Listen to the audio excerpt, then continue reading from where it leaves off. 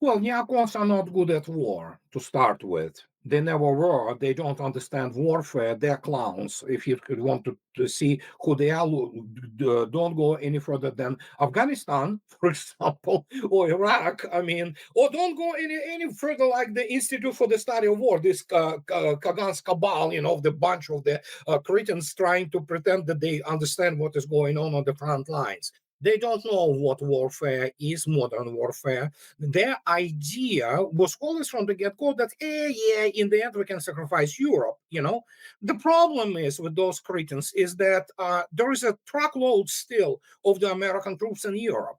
And guess what? They get it if, God forbid, something starts there. And they will be wiped out pretty fast because United States Army doesn't have any defense in terms of air defense. U.S. Air Force is grossly overrated, pretty much it was marketing campaign. Reality is it cannot find within the modern battlefield airspace, which is highly prohibitive, not only because of the air defense, they don't have experience of facing anything like this, and they never have experience facing the world-class Air Force. And so when you look at this attentively, they say, oh yeah, let them, even go nuclear. The problem is there is roughly 50,000 U.S. troops and some installations such as the Weselo Aegis ashore, some in Poland and other places, that they will be gone in the first 48 hours if Europeans decide to do stupid things. And that means what? There will be very many casualties. Within one day, United States will actually exceed the casualties, killed, that they had for 10 years in Afghanistan. You have to explain to those people. But considering that neocons they are not good with math, they are not good with operations, and so you have to explain to them what's going to happen. So what's going to be the response of the United States? Does United States want to exchange, for example, New York and other cities for, let's say, they're not going to break through Moscow, but let's say, God forbid, any other city in Russia, for example? Are they ready? And here comes the issue that if once that starts, United States ceases to exist as a nation. Russia will sustain horrendous losses too, make no mistake, but Russians will survive. There is a technological reason for that. But United States will cease to exist as the nation. Europe, I'm not going to talk about Europe. It will be turned into the parking lot. And that will be the end of them as a civilization. So, and yeah, that's that's the perspective. So I know there are a number of people in Pentagon who still retain degree of their professionalism and understanding of what is going on. And those colonels and brigadier generals from the operational, departments of the Joint Chiefs of Staff, they still can go and tell those political generals in the United States who don't understand the war, they spend their lives kissing butt and promoting themselves, that, dudes, do you understand what is going on? So, but yeah, when you look at people like Kellogg or others and Ben Hodges or what have you. So you can see yourself what is happening. They literally live in the alternative reality. They do not understand what are they dealing with.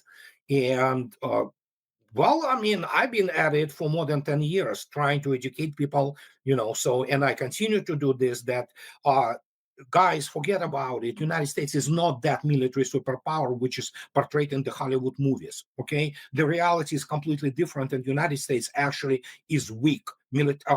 Conventionally, United States is weak. That is why the United States is the nuclear-biased nation. It will be ready to go to nuclear immediately because it will be defeated conventionally. Is the United States under the Trump administration increasing the production of weapons? No, they try. It's not easy. United States still cannot produce or restore the manufacturing of the tanks. The United States doesn't produce main battle tanks. They have those kits from the Abrams M1 or M2, whatever they hell the iterations of this tank. They can update it. They work on some kind of the new, the future system. There is a huge issue with the production of the missiles, obviously, and it will remain so. United States simply doesn't have this ability anymore to ramp it up easily. They're not going to match Russia. Absolutely. The whole NATO cannot match Russia. In terms of the high precision weapons, the United States is not even in the same league. And then again, in terms of air defense, the United States doesn't even register, okay, in terms of the modern air defense and how it operates, including the what is called, well, basically strategic ABM, uh, which they try to build now this again. Um, they call it Golden Dome. So it's probably going to be fake gold yet again. The problem is they cannot stop anything. They can't. You cannot. You Far failed miserably in Israel. Pac 3 is just it's an anecdote now. It's a meme. Okay. So and when you look at this, what else do they have? GBI, 30 of them. Oh my God! And even that, will they intercept anything? Maybe one or two. That's about it. United States doesn't simply have mitigating factor in the, God forbids, massive nuclear exchange. Everything what's going to fly will break through. And that's the thing. And what can I say? United States has nothing like a 235 noodle, nothing like S-500 or S-550. So about, for starters, S-400 and you go on and on and on, and that's this reality. They cannot even produce the proper air defense systems, let alone the main, most important thing, the standoff weapons, which are ultra modern and cutting edge, and especially if they are hypersonic. There you go. I wrote about it 8 years ago. Now I repeat it again. You can say it, you can quote me, you can refer to me. United States lost the arms race, technological arms race, because it's essentially what can it produce? It can produce a F-35. that it can. Whenever I hear Andrei Golden Dome, it reminds me of kickbacks.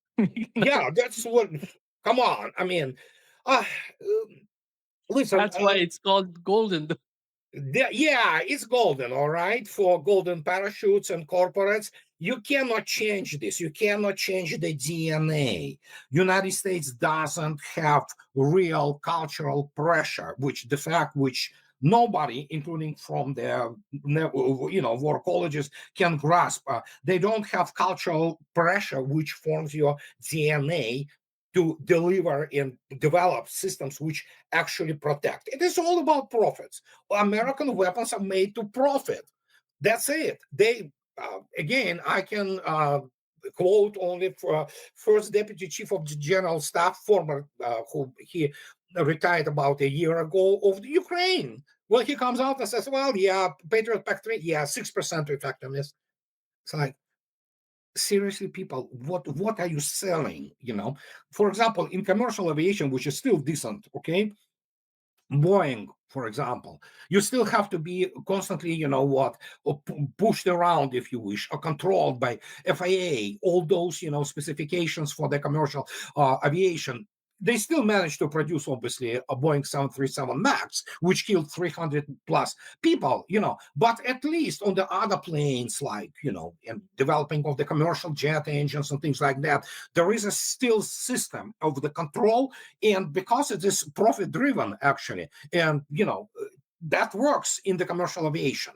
The United States still kind of begins to lose a little bit to Airbus, but at least the United States always have been able to produce state-of-the-art good commercial planes, some of the best in the world.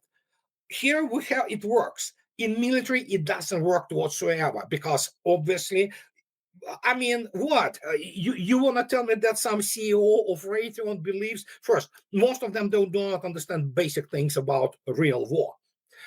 So if they believe or understand that, Russians or Chinese want to attack United States, want, who buys this crap? I mean, only more brainwashed morons. Well, you have Rand Corporation, the bunch of the cretins also, which are there, which write all those, defensive doctrines, which is like pulling out of their asses all kinds of crap. So, what can I say? I mean, that's the total bankruptcy of the system, and we can see it unfolding in front of our eyes. What it would take as I warned about a real serious conflict. Well, guess what? We got the largest war in Europe since World War II. And there you go. Andre Trump was talking about a new fighter jet, F-47. It says that Boeing is producing that. Sure. And is there anything in the news, or do we have any sort of information about this fighter jet and how capable is that, and what they're seeking for, the capabilities of this fighter jet, and how capable that would be in fighting? And is there anything to be considered to find out what is all about? I can tell you what it's going to be. It's going to be very expensive. That I can guarantee you. And I mean, very, very expensive. Well, I mean, first, we have to thank this stupid Lockheed, which introduced this fifth generation, all this crap. I mean, they produced this, what they call stealth, it's low observability aircraft, and this has been in gestation since 1960s. It's the fact that United States, the last great American plane, which was excellent plane, still is there. They're getting old. F-15, this is outstanding, machine, and it was really great. It's becoming obsolete nowadays. But the problem is, in order for even any aircraft, first, the whole idea how it was presented primarily through Hollywood and all kinds of this fanboys, resources about stealth. I mean, getting there, all those, shapes, doesn't mean that you are still stealthy. They don't understand that in the end, there is a modern signal processing doesn't care how stealthy you are. It's all about how far you can reach with your weapons. And United States has the maximum range. United States can touch any kind of the modern air power is 160 kilometers. This is the AIM-120 MRAM. They say it's 180. Nobody saw it ever fly, that far. Of course, there could be all kinds of the reports that, oh my God, it flew 2,000 kilometers, and the problem is that even R-77, Russian one, which is they call Abramsky for some reason, but yeah, it's just common solution essentially for the air-to-air missile. It's actually now in excess of 200 kilometers, and they have been real kills with that, which have been totally confirmed empirically in combat situations. Now, of course, you have R-37, which has the range of 400 kilometers. And so United States is not even in this game. So it doesn't matter what kind of whatever they say. Oh, sixth generation rocket plane. It can go to the low Earth orbit. Is it possible? Well, at some point of time, probably they will be flying like this. The issue here, again, they still continue to, run around with those idiotic ideas without understanding that United States Air Force never flew in modern times in any prohibitive air defense environment, period. They don't know what it is. Nobody in the U.S. Air Force Academy or U.S. whatever the War College or Air whatever the hell the name of all those organizations. They have no clue. They don't understand how it works. They don't understand how you jam, how you do evade. In fact, is what are you going to do against R-37, which is hypersonic, by the way, Mach 6. So yeah, try. Just basic physics, basic, vectors, and see for yourself how far you can, how far can you get away from it, the range of 200 kilometers. And this has been all confirmed, combat kills. So we don't know all names of Russian aces, but Su-57, Su-35, Su-30s performed amazing feats of the beyond visual range combat. So what are they going to come up with? Whatever. It's explain. You need to come up with the weapon system for starters. Every single thing, like ship, plane, what have you, they are platforms. Their task is to kill. Their task is not to look like F-35, which cannot fly properly still, but your task to carry the weapons and touch it as far away from the enemy as you can. United States is not even in the same league. And then it's like with the USS Columbia, which should come out. United States objectively has the need to essentially modernize the nuclear deterrent fleet, which is, of course, we know it was still are primarily a higher class, not primarily, the only a higher class strategic missile submarines. They built Columbia, which probably going to be, it is enormously expensive, up to $10 billion a hull. But what does it carry? Well, it carry again, Trident 2 G5s. Which by the time the first Columbia is going to basically, be shaken down and, goes to the patrol sometime at the start of 2030s, it will be carrying missile, which will be in its fifth decade. Okay, so there you go. And many people still cannot grasp what is going on. While Russians already carry the Boray class, which are state-of-the-art submarines, they carry Bulava, which is now capable of carrying hypersonic blocks, maneuvering blocks at the strategic intercontinental range. So this is different technological paradigm. And you can shoot down ballistic missiles, believe me. You cannot shoot down the basically maneuvering hypersonic blocks, period. You can't. United States cannot. Under what is the most,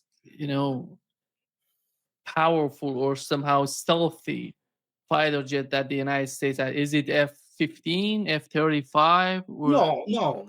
The most stealthy, they call it F-35. Su-35 see them just fine as they see the F-22. It has been proven many times in Syria because, and that has everything to do with the signal processing and the development of radar. And so, American pilots were also trying to lock onto Su-35s in Syria. But Russians know they have good electronics, and so it's stealthy. It's stealthy against some third-rate power. Reality is obviously in modern air defense they are not survivable. Period. Apart from the fact, obviously, when you fight somebody like Russia, you may not even take off from your, runways because they will be destroyed. Simple as that. And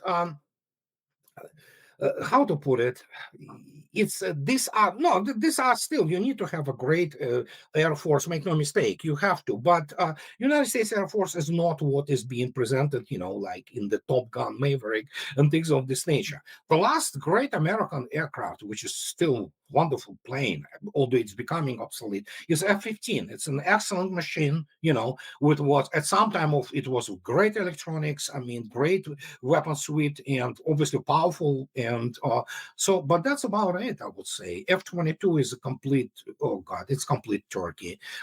Just expensive.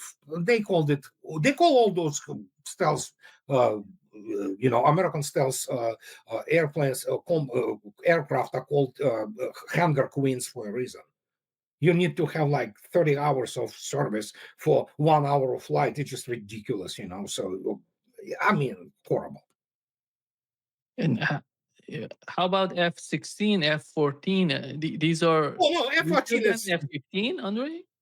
no, F-14 was the carrier aircraft, grossly overstated in its capability.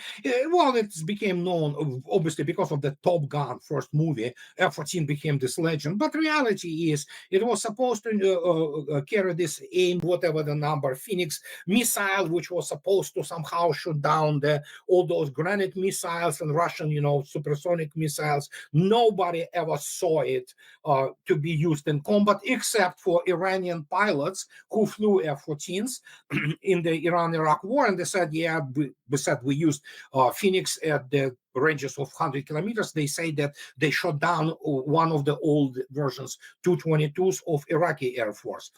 Nobody knows if it's true, but maybe not. But the point is, it's gone now. It's absolutely, obsolete aircraft with absolute everything about it. F-16 still is the not more latest versions. When it originally came out, it was the sexiest looking aircraft in the world. It was a beautiful machine, So it's still beautiful. If you look at first versions, not, with this, how to say it, basically spoiled by all those disgusting additional fuel tanks and all that. But reality is the lines, the silhouette, everything was beauty. So it flew beautifully, obviously. So these were the last great American aircraft. F-18 is a workhorse, obviously, for the U.S. Navy, and Yeah, as I already said, that's the end. After that, what do they produce? F-35, the laughable turkey, essentially. So which doesn't really work. And then as F-22, it was conceived as somehow fighting some stupid air-to-air battles, which never would have happened against Russian planes. So you saw yourself what happens when Ukraine lost more than 600 airplanes, air combat aircraft, due to encountering Russian Air Force and Russian air defense. Now they fly only in Western Ukraine, far away from their front line, because they know once they take off, my God, they're dead. So, and that's the reality of the modern air combat. And you don't have to be the pilot to understand how it operates, especially the mathematics behind it and physics behind it. And so, yeah, that's what we have. So they need to come up with some things like United States. At first, they laughed at the hypersonic weapons, and then suddenly it became the hot button issue. And everybody remember Trump 2020. Oh yeah, this Dark Eagle thing is about to be deployed. It's 2025 ending, still doesn't fly properly. So, okay, it's not easy. You need to have a completely different mindset. You need to have the completely different engineering school. And especially, you need to have the combat experience in real war against serious enemies to really have your weapon which works. But again, United States, they still believe, no, they don't. I mean, only imbeciles believe that somebody like Russia wants to attack the United States or China. I mean, Looking at the relationship between the military industrial complex, Raytheon, Lockheed Martin, and the Pentagon, the defense, the war, the Ministry of War, right? yeah. And looking at the relationship between the two, Andre, it seems to me that it somehow is abusing, the military industrial complex is abusing the government in the United States. Yeah. And is that possible for the United States to change the reality of this relationship? No, it's impossible. You need to have the culture. It's on the national level, on the national psyche. And United States is completely always was in terms of the ground forces nothing more than the expeditionary force, albeit at some point of time. And again, thanks to the Red Army primarily in the Normandy, and when the United States really contributed immensely to the Allied cause. But the point is, you cannot change the culture. That's why Eisenhower called it military industrial was just a part of it. It was military, industrial, congressional, and now it's media complex. So this four, once you go towards the 2 stars and above in Pentagon, it's known fact. Your task is not to develop, and fight for a country. No, they know that nobody is going to attack the United States, So it's about how to maintain the bottom line for the shareholders of the military industrial complex companies. And they have to have those sinecures, those generals. They love their, additional, so to speak, salaries, if you wish, in addition to their pensions, because Lord Vader, remember, all kinds of those people, American generals, ending up on the boards of all kinds of the military-industrial corporations. They are not there to consult. They are not there. I mean, come on. I don't even want to go there. This is so different from, let's say, Russia or China, that I cannot emphasize enough. It is all about shareholders, bottom line, and how much dividends, and how many, all those remunerations. Oh God, I don't. So how much you get paid, in those bonuses. That's the only thing. They don't care about anything. Anybody who tells you from former general who comes out and say, but the Russians are about to do this. No, don't believe it. If he believes, anybody who comes up and believes this, so they have their head checked, because it's examined, because there's certain mental breakdown there. It's like Secretary of the Navy Forrestal. Remember, legend has it that he jumped out of the window with screaming, "The Russians are coming!" So I mean, if those people of that type of the mental state, then we are in trouble. We are looking at the fanatics and morons. And so far, what we saw in special military operation is that what I dropped the pretense of the decorum and corporate, how to say it, being a corporate ally, uh, total incompetence on the part of the American military. Andre, whenever we talk about the economy of the United States, the main problem right now, as we talk with economists, they're pointing out that the United States is not producing. It's just somehow is buying the products from outside, from other countries like Now, China. that's what it has become largely. And it seems that the same somehow is happening to the military industrial Yeah. complex. Yeah, there are something. First, military technology became extremely complex. If you look something which goes into, let's say, type of the things like S-350 Vitis air defense system or Su-57, first, it's all Russian. You have to understand that, from electronics to everything. There might be one or two elements which are from China, some kind like resistor or capacitors here and there, but many people, as I already stated, many people are still shocked that Russians produce their own lithography, not just microchips. Russians do produce microchips. They do produce microchips down to 60 nanometers and even lower. They produce it on their equipment, which was obtained long time ago. But today, Russians produce their own lithography machine technology.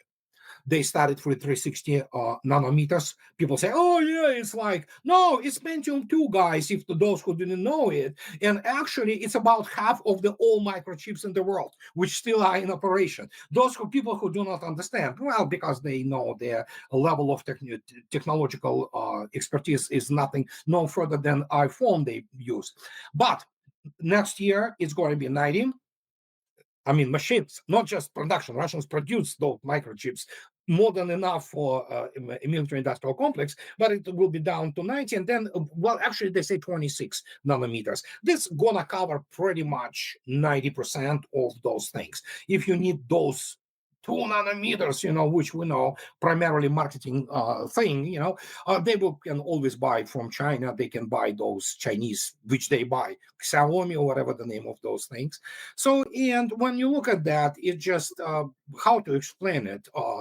United States doesn't have any more resources to produce all of it. We know they had struggled with the gigantic number of the Chinese electronics. They started to kind of cut off Chinese electronics, which went into the U.S. military systems. But as the Telegraph reports yesterday, oh my God, we are running out of TNT.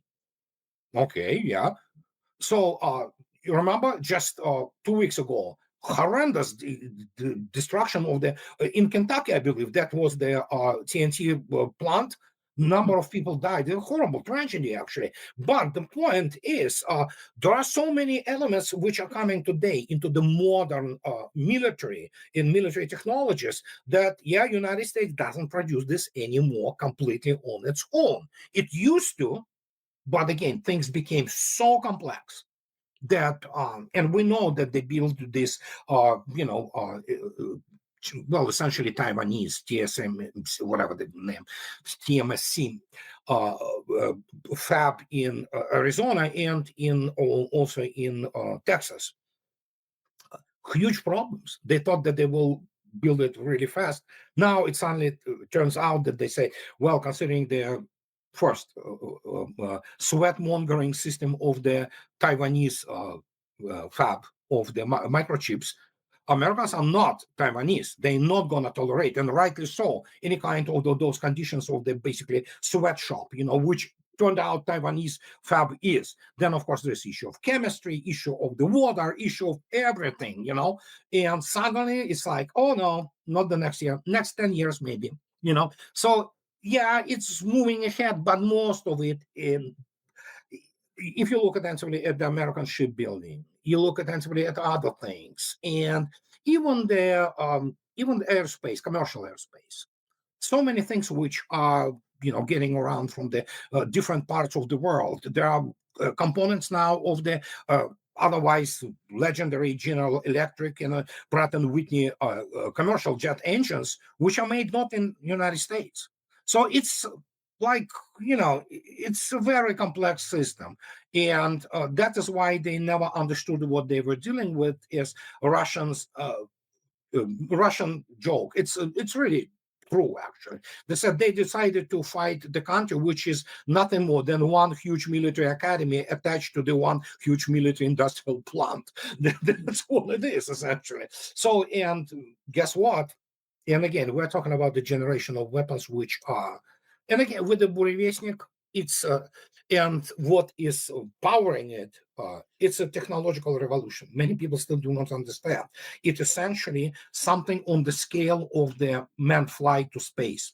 This is the scale of it, probably even more, even larger, because it opens the road into the, and Russians and Chinese already working on the development of the lunar base. And after that, it's the exploration and mining of all those wonderful and only morons believe that Elon Musk can get us there on the chemical rockets. You cannot explain to them that, guys, this is not how it works, So, but yeah, we're looking at the technological paradigm shift. And then, of course, we're looking at the geopolitical paradigm shift. And anybody who has any common sense left and are not delusional, they understand that the West is done. It's over.